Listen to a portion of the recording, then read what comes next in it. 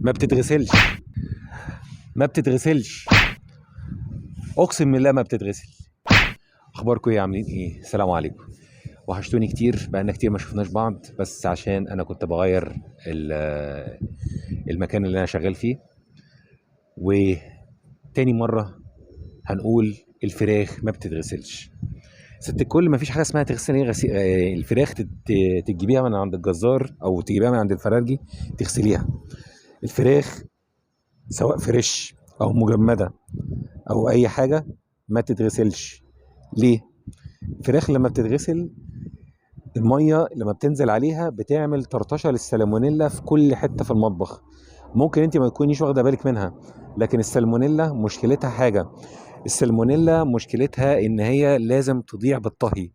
السالمونيلا ما بتروحش بالتعقيم، مش زيها زي الايكولاي مثلا، ممكن تموت بالتعقيم او كده. السالمونيلا ممكن تعيش في درجه حراره الغرفه وما تموتش، وتعيش مع المحلول كمان عادي، ما يحصلهاش حاجه.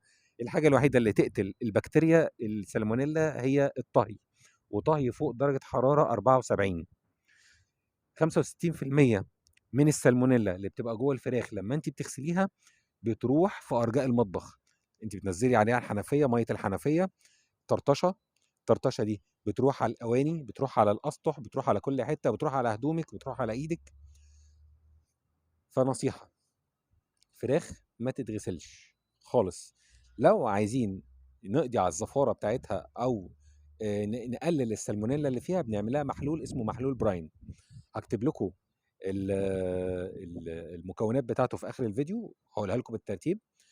هو البرايم ده هو عباره محلول ملحي، ميه بتتغلي على النار، بنحط لها ملح وسكر وفلفل حصى وورق لوري واي منكهات عندك.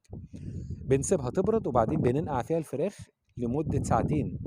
البرايم ما بيشيلش الزفاره، لكن هو بيطري الفراخ فما بتاخدش وقت على النار. وفي نفس الوقت بينفعنا ان هو بيشيل السالمونيلا خالص. بترمي بعد كده الميه دي، فالميه دي بعد كده ممكن ترميها عادي جدا، مش هتطرطش ومش هيكون فيها اي ضرر عندك.